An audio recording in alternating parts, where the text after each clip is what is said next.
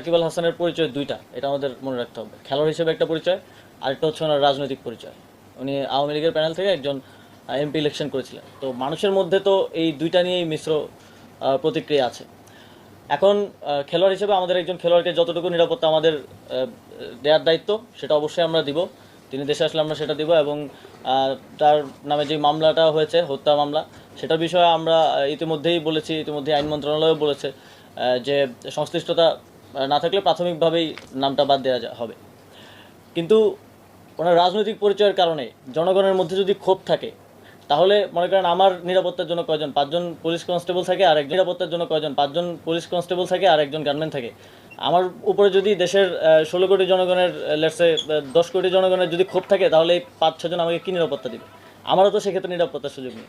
তো সেক্ষেত্রে জনগণের যদি কোথাও ক্ষোভ থাকে, সেটাকে তো আমাকেই রিডিউস করতে হবে আমার কথা দিয়ে।